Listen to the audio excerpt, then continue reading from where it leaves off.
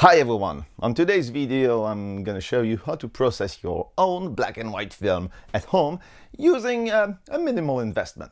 Let's check this out.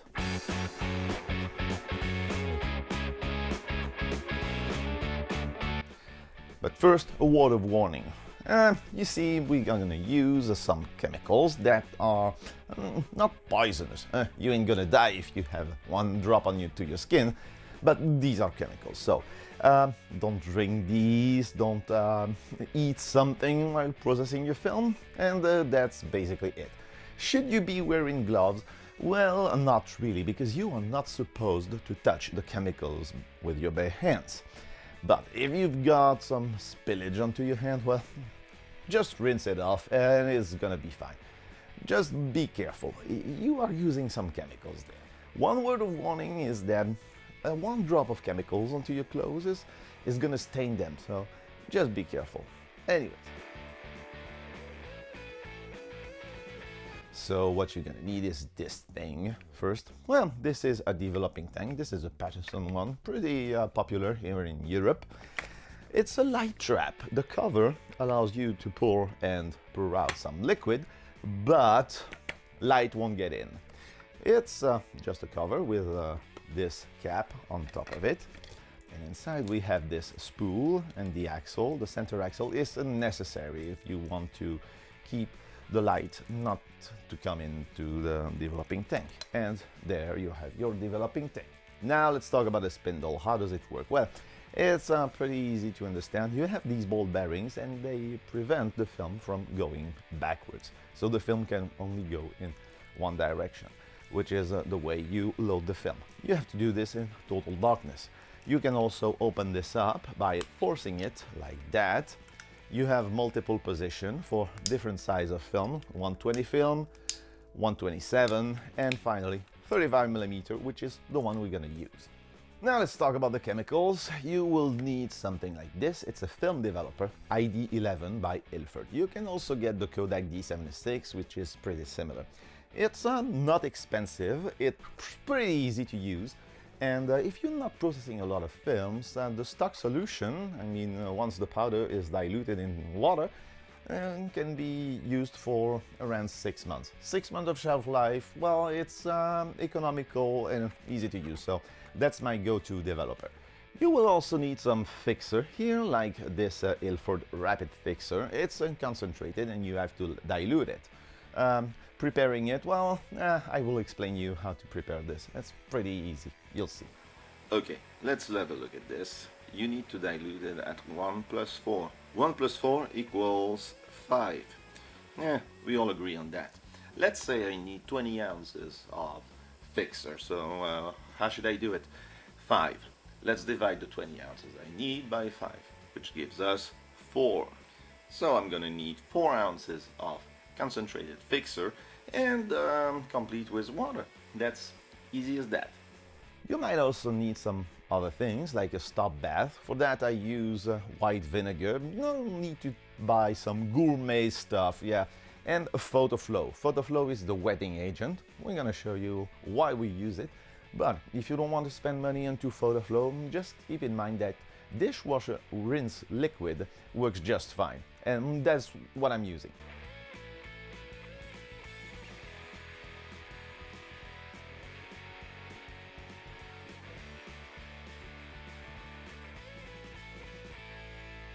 Other things you may need is a graduated cylinder or a measuring cup.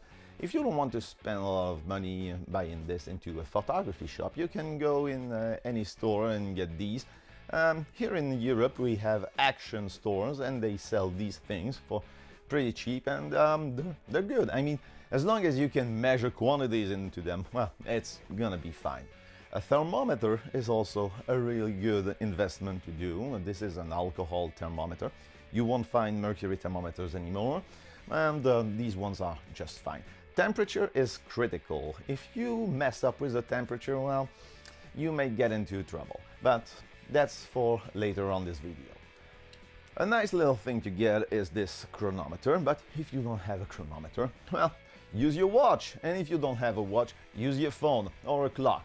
You don't have to be accurate to the second, but just say like a few seconds, and so even a wall clock is gonna be just fine. You will also need a pair of scissors, and I'm sure you already got something like this at home, and this anti-static cloth that is made for negatives. I shall recommend you to get the dedicated stuff and not some microfiber, although some people are fine with the microfibers. I'm using this. It's not that expensive, and you can keep it for a long time. The film picker, which I mentioned in this video, is also something you may want to get. It makes life easier to process your own film, especially if you are doing this at home. And you can also get this. It's a dedicated clip to hang on into your film. If you don't want to spend money onto that, well, a clothespin is just gonna be fine. And last but not least is a sheet to protect your negatives. This is the best thing to keep your negatives away from scratches and dust and dirt, because remember, dirt is the enemy of the film photographer. These are not that expensive. These are paper. You also have them in plastic, so you pick the one you like the most. I prefer paper because I'm kind of traditional. Hey, my channel is about vintage technology. I'm gonna use plastic. But anyways, one last thing. Containers. Yeah, you may want to keep your chemicals in dedicated containers. This is a bellows or accordion bottle like this. It's dedicated for photographic purposes. And if you don't want to spend too much money onto this, you can do what I was doing a while ago, using discarded Arizona iced tea bottles. Obviously, you remove the label. You don't want anyone to drink your fixer or your film developer. And that's basically everything you need. Now we need to process the film.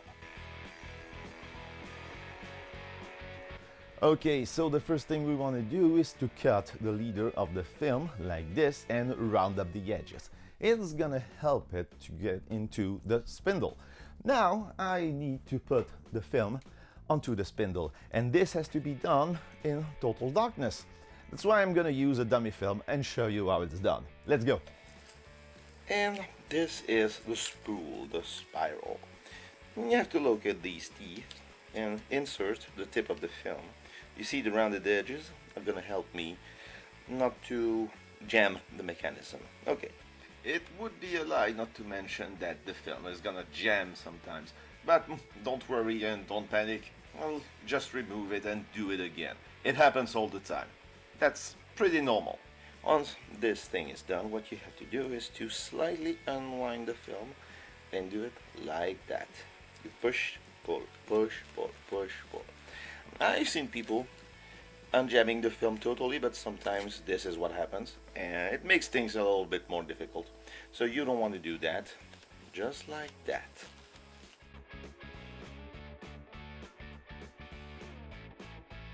If you don't want this to jam, what you have to do is to make sure that the spiral is totally bone dry. Okay, now we have reached the end of the film. I'm gonna grab my scissors and I'm gonna cut the film just right here. And there we have it. Now what I'm gonna do is to put back the scissors in my pocket, grab the thingy over here, and there we have it. Now that the film is inside the developing tank, I can now process it using my developer, the stop bass, and the fixer, and that's what we're gonna do. How much do you need in quantity? Well, it's written on the bottom of your tank. It's pretty easy. So if you are using metric 290, well, you just round it up at 300 milliliters. These quantities are the minimal quantities needed. If you use way too much, it's gonna be wasteful. But if you don't use enough, a part of your negative won't get the products it needs to get fully developed. So this is the minimum quantities. Now we're gonna process the film. I'm gonna pour 300 milliliters of developer inside my measuring cylinder, and I'm gonna check the temperature. Make sure it is at around 20 C or 68 F. This is somehow critical. And pour it inside the developing tank. I'm gonna agitate it for 30 seconds. I've seen people using some like magical moves to how to agitate the tank. Well, do whatever you want. I like to do it that way, by holding it by the cover and a rotating movement like this. Okay, now I'm gonna wait for 30 seconds and I'm gonna agitate it once again for 5 seconds. How long is it gonna take? Well, it depends on your film and the developer. Inside the packaging of the ID11 is a table or chart with all the informations depending on to the film you've been using, the temperature and the time, the developing time, processing time. Here it's 8:30, so we are in for 8 minutes and 30 seconds. Remember that developing times are mostly indicative. If we have a look at this old Kodak publication, we can see that a lower developing time is going to give you a lower contrast, or a higher developing time is going to, well, pump up the contrast. But for a beginner, stick to the plan. Stick to the numbers that were given with the product you bought.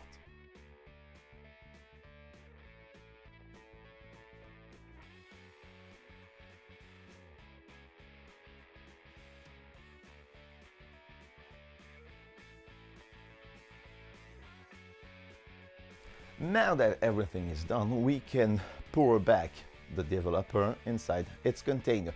Yes, D76 used in stock solution, just like we're doing, can be reused. Therefore, it's more economical. And that's really what I would recommend to any beginner.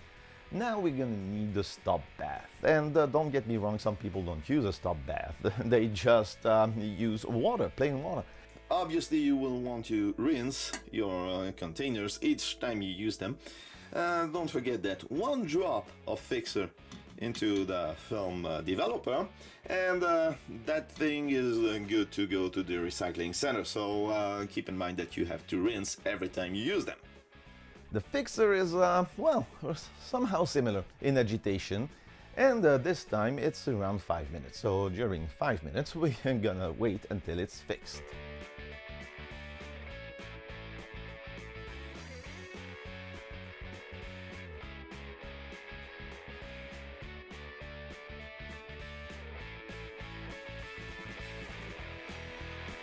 After the fixer is a critical operation, rinsing.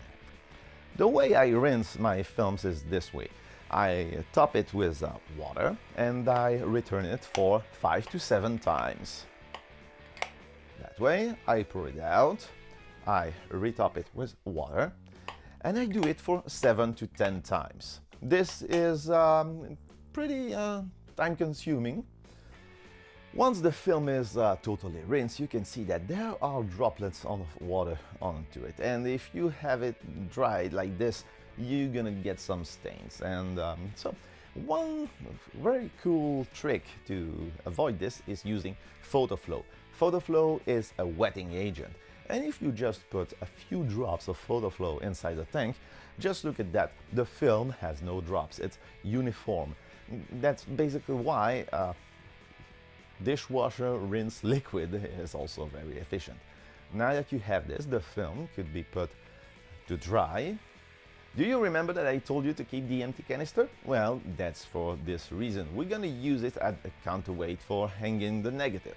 I hang the negative in my film dryer, which I bought second hand, and it's a pretty handy tool. But if you don't have one, you can use one of these clips that I recommended earlier, or just hang it to a clothespin. It's gonna be fine. You just leave it there to dry, and once it's dry, it's time to archive the negative.